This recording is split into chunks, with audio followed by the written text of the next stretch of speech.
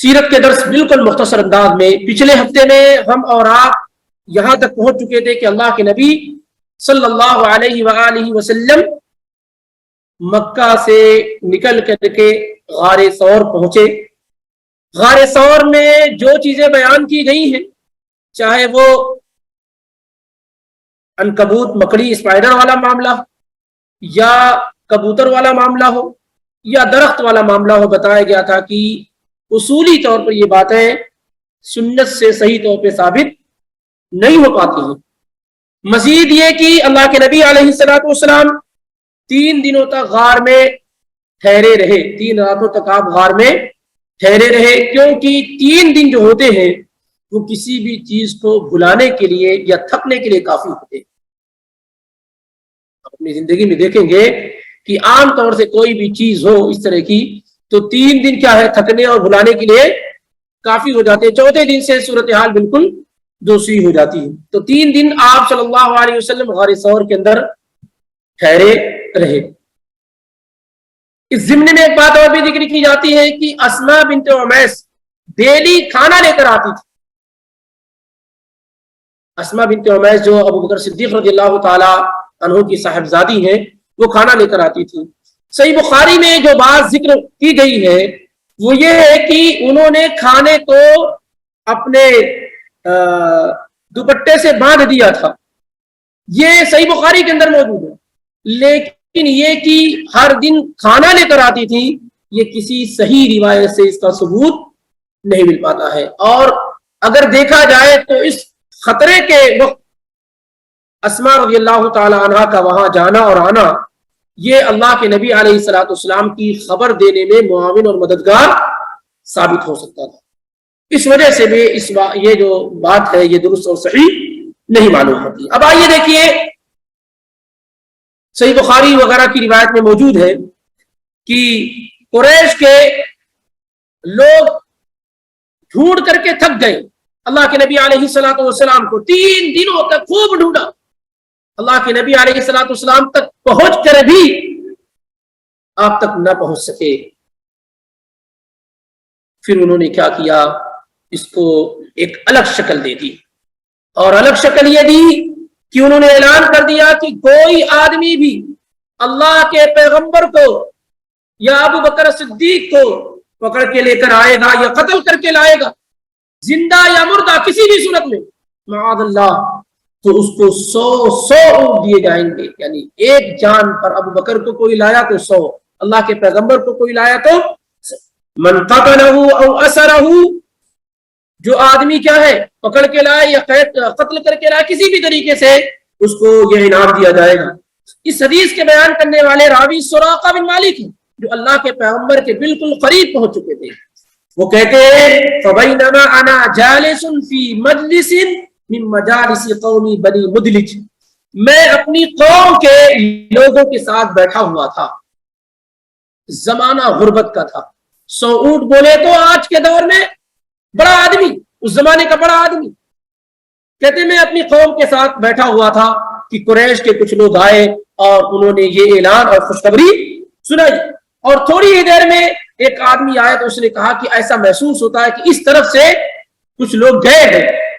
سراقہ بن مالک بہت ہوشیار اور چالاک انسان تھے. انہوں نے کہا کہ ایسا نہ ہو کہ دوسرے لوگ بھی اس طرف چلے جائیں. تو انہوں نے کہا نہیں. اقبل رجل منهم حتى قام علينا ونحن جلوس وقال يا سراقة اني قد رأيت آنفا اسودة بالساحل وراها محمد واصحابه. میرا خیال یہ ہے کہ جو لوگ گئے ہیں محمد صلی اللہ علیہ وسلم ان کے ساتھی ہی ہوں گے. سراقہ سمجھ گئے کہ ہاں یہ بات صحیح ہے، بات صحیح ہے کہ اللہ کے پیغمبر اور ان کے ساتھی ابو بکر اور دوسرے لوگ ہی گئے ہوں گے. لیکن میں نے ان سے کہا نہیں، انہم لیسوا بی، ارے وہ لوگ نہیں ہے تو وہ لوگ ہیں جو میرے سامنے گزرے. یہ جو لوگ جن کا تم ذکر کر رہے ہو یہ محمد صلی اللہ علیہ وسلم کے ساتھی نہیں ہے. دل میں کیا ہے کہ بات صحیح ہے، وہی لوگ گزرے ہیں، لیکن کیا کہہ رہے ہیں کہ نہیں نہیں یہ وہ لوگ نہیں ہے بھائی، میرے سامنے گزرے دوسرے لوگ گئے ہیں جس کی تم بات کر رہے ہو. وَلَكِنَّكَ رَأَيْتَ فُلَانًا وَفُلَانًا، لیکن تم نے فلاں فلاں آدمی کو دیکھا ہے، محمد صلی اللہ علیہ وسلم نے. یہ لوگ تو میرے نگاہوں کے سامنے ہیں. اب یہ بات مجلس میں انہوں نے کہہ دی تاکہ ایسا نہ ہو کہ نام کی لالچ میں تو بہت سارے لوگ لگ گئے تھے.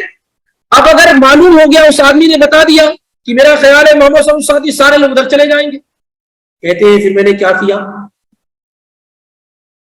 اپنی لوڈی کو کہا کہ میرا سامان ریڈی رکھو اور گھر کے پیچھے کے حصے سے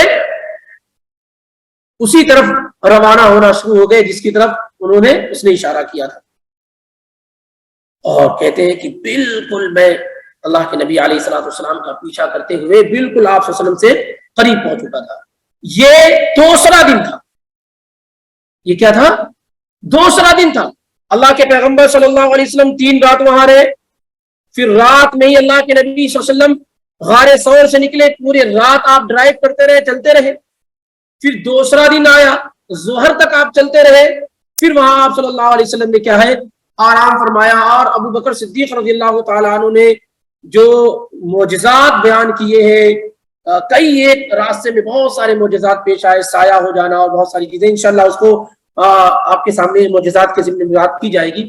تو وہ سراقہ رضی اللہ تعالیٰ عنہ اللہ کے نبی علیہ الصلوۃ والسلام کا پیچھا کرتے کرتے بالکل قریب پہنچ چکے ہیں.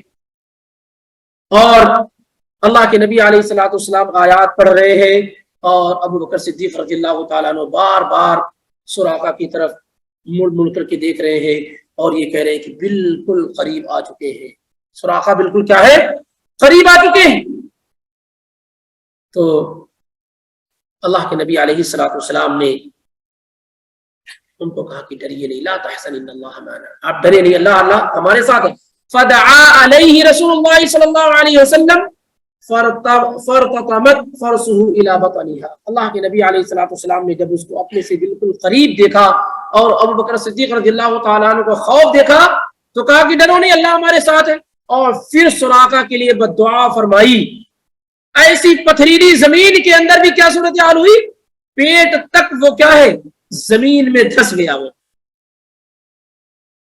آپ اندازہ, ہمارے یہاں کی طرح زمین تو یہاں ہے بھی نہیں, اس زمین میں بھی کیا ہے پیٹ تک کیا ہے فرتطمت فرسه الى بطنها, پیٹ تک اس کا اونٹ جو ہے دھس گیا. اور کہتے میں اس کو دیکھ رہا. اب سراقہ آپ صلی اللہ علیہ وسلم کے پیچھے ہے, آپ صلی اللہ علیہ وسلم اور ابو بکر صدیق رضی اللہ تعالیٰ عنہ. جب صورتحال یہ دیکھی کتنی بھی نکالنے کی کوئی, بعض روایات میں یہ ہے کہ وہ 3 نکال کر کے اللہ کے نبی علیہ الصلوۃ والسلام کو مارنے کی کوشش کرتا, لیکن جو 3 نکالنا چاہتا وہ نہیں نکل پاتا. کئی کوششیں ہوتی ہیں کہ آخری درجے میں محاولہ اس نے کیا کہ آپ صلی اللہ علیہ وسلم کو یا زندہ یا پھر اس طریقے سے نعوذ باللہ مردہ پکڑنے میں وہ کامیاب ہو جائے. اور یہ صورتحال جب اس نے دیکھی تو کہتے ہیں وہ انی قد علمت انکما قد دعوتما علی, میرا خیال یہ کہ تم دونوں نے میرے لیے بد دعا کر دی ہے, فادعوا لی, میرے لیے دعا کر دو. فاللہ لکما ان ارد عنکما طلبا, اللہ کی قسم میں تم دونوں کو پیچھا کرنا چھوڑ دوں گا, میرے لیے دعا کر دو. تو اللہ کے نبی علیہ الصلوۃ والسلام نے دعا کی اور وہ نکل گیا, کامیاب ہو گیا. بعض دوسری روایت میں ہے, یہ بھی بخاری اور مسلم میں, کہ جب اس نے اللہ کے نبی صلی اللہ علیہ وسلم کی اس کرامت اور آپ کی زندہ جاوید معجزے کو دیکھا کہ آپ نے بد دعا کی تو دھس گیا, آپ نے دعا کی تو ٹھیک ہو گیا, سب صحیح ہو گیا. تو اللہ کے نبی علیہ الصلوۃ والسلام کی اس معجزے کو جب اس نے دیکھا تو اس نے کہا اپنا سارا ساز و سامان اللہ کے نبی صلی اللہ علیہ وسلم کے حوالے کرنے لگا. یہ سب لے لیجیے, آپ بطور تحفہ میری طرف سے قبول کر لیجیے, مجھے آپ کی عظمت کا احساس ہو گیا ہے, آپ پر اسلام لاتا ہوں. اللہ کے نبی صلی اللہ علیہ وسلم نے اس کا ہدیہ اور تحفہ قبول نہ کیا. البتہ آپ صلی اللہ علیہ وسلم نے اس سے یہ کہا کہ تم اس کی خبر کسی کو نہیں دینا, تم اس کی خبر کسی کو نہیں دینا. اس کے بعد جب واپس وہاں سے آیا, فلا یلقى احد الا رده, کوئی بھی ملتا کہتا نہیں میں تو وہاں سے وہ کر آ رہا ہوں, وہاں کوئی نہیں گیا, چرند پرند کچھ بھی نہیں, چلو واپس چلتے. کوئی بھی آدمی اس سمت میں جانے کی کوشش کرتا تو اس کو کیا ہے, سراقہ بن مالک رضی اللہ تعالیٰ عنہ اس کو وہاں سے موڑ دیتے, نہیں وہاں کوئی نہیں, ادھر کوئی بھی نہیں. اور اسی طریقے سے بعض روایت میں یہ ہے کہ اس نے اللہ کے نبی صلی اللہ علیہ وسلم سے کہا کہ میرے لیے امان لکھ دیجیے، آپ تو اللہ کے پیغمبر ہیں اور جو صورتحال آپ کی ہے آپ کا دین ہر حال میں غالب ہو کر رہے گا، آپ میرے لیے کوئی لیٹر لکھ دیجیے۔ تو آپ نے عامر بن فہیرہ جو ابو بکر صدیق رضی اللہ تعالیٰ عنہ کے غلام تھے اس سے کہا کہ ان کے لیے ان کے نام سے سراقہ کے نام سے ایک عہد نامہ اور ایک لیٹر لکھ دیا جائے۔ اس نے بطور تبرک اپنے پاس رکھنا چاہا تو اللہ کے نبی علیہ الصلوۃ والسلام نے وہ لیٹر بھی لکھ دیا اور اس طریقے سے سراقہ وہاں سے رضی اللہ تعالیٰ عنہ واپس ہو گیا اور کسی کو بھی وہاں اس طرف جانے نہیں دیا۔ یہاں پر ایک چیز اور بھی بیان کی جاتی ہے جو صحیح روایات سے ثابت ہے، یہ ہے کہ آپ صلی اللہ علیہ وسلم نے اس سے یہ بھی کہا تھا کہ سراقہ تمہارا اس وقت کیا حال ہوگا جب تمہارے پاس تمہارے ہاتھوں میں کسرا کے کنگن ہوں گے، ایران کے کنگن ہوں گے۔ یہ جو ٹکڑا ہے یہ صحیح روایت سے اس کا ثبوت نہیں ہے، اور پھر ہم یہ بھی جانتے ہیں کہ ہماری اپنی شریعت اور دین کے اندر یہ سونے کے کنگن وغیرہ سب کیا ہے، یہ سب مردوں کے لیے حرام ہے، سب مردوں کے لیے حرام ہے۔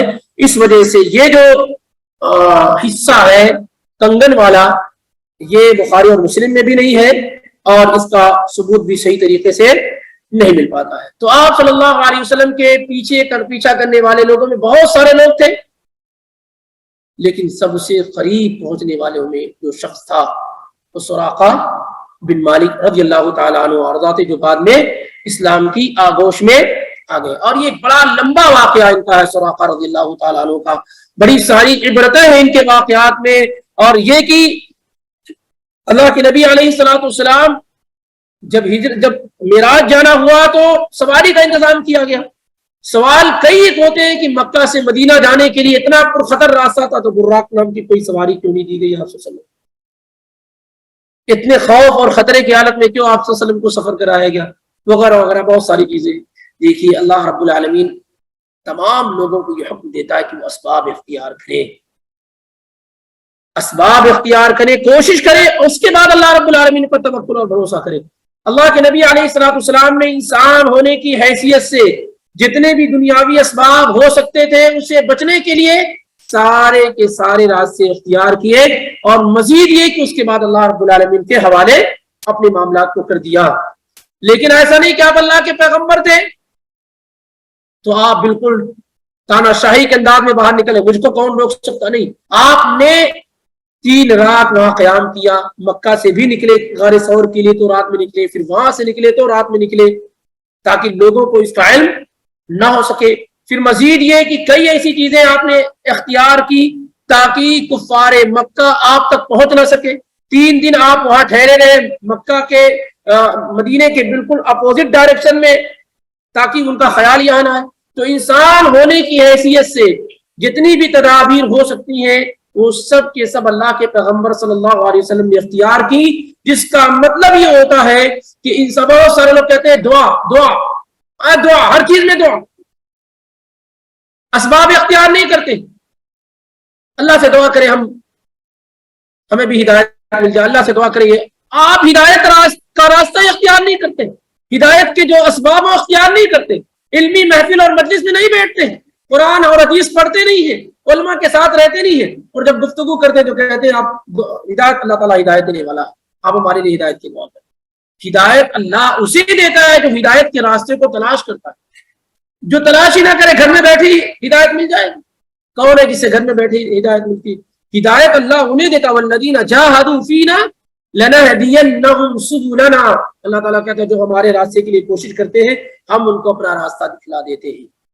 تو یہ سیرت کے باب میں یہ بھی بہت اہم چیز ہے کہ دیکھیں اللہ کے پیغمبر جو آخری پیغمبر سب سے عظیم انسان تھے، کوئی ایک انسانی تدبیر آپ نے چھوڑی ہو تو بتائیں، کوئی ایک انسانی تدبیر آپ نے چھوڑی ہو تو بتائیں، مشرکین مکہ سے بچنے کے لیے کوئی ایک تدبیر آپ بتائیں کہ آپ نے چھوڑی ہو، کس طریقے سے آپ نے نہیں، حتیٰ کہ سراقہ رضی اللہ تعالیٰ عنہ سے یہ بھی کہا آپ صلی اللہ علیہ وسلم نے کہ ٹھیک ہے جا تو رہے ہو لیکن کسی کو خبر نہیں دینا، کسی کو بتانا نہیں، اور سراقہ رضی اللہ تعالیٰ عنہ سارے لوگوں کے ساتھ ایسے ہی، آپ اللہ کے پیغمبر تھے، آپ جانتے تھے کہ اللہ تعالیٰ آپ کی پروٹیکٹ اور آپ کی حفاظت کرے گا، لیکن انسانی تدبیر یہ تھی کہ میرے متعلق کسی کو علم نہیں دینا، بتانا نہیں کہ اللہ کے پیغمبر ادھر گئے ہوئے، ساری کی ساری چیزیں۔ تو اس لیے بہت سارے لوگ جو کتاب و سنت کی گہرائی سے واقف نہیں ہوتے ہیں उनके पास सिर्फ हर बात में क्या है, बस दुआ है, दुआ है।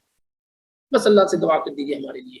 तो हिदायत सबसे अहम चीज है जो अल्लाह से मांगी जाती है और उसके रास्ते क्या है, तलाश किए जाते हैं, और उसके बाद अल्लाह रब्बुल आलमीन क्या है, हिदायत देता है। बाकी हिजरत का आप सल्लल्लाहु अलैहि वसल्लम का जो सफर है वो कई दिनों तक है। जाहिर सी बात है इसमें कई ऐसी चीजें रास्ते में पेश आई है जो बड़ी अहम है, जो अल्लाह के नबी सल्लल्लाहु अलैहि वसल्लम की अजमत को बयान करती है, और बहुत सारी ऐसी भी चीजें हिजरत के रास्ते में लोगों ने जिक्र की है जो सही तौर पर अल्लाह के पैगंबर सल्लल्लाहु अलैहि वसल्लम से साबित नहीं है।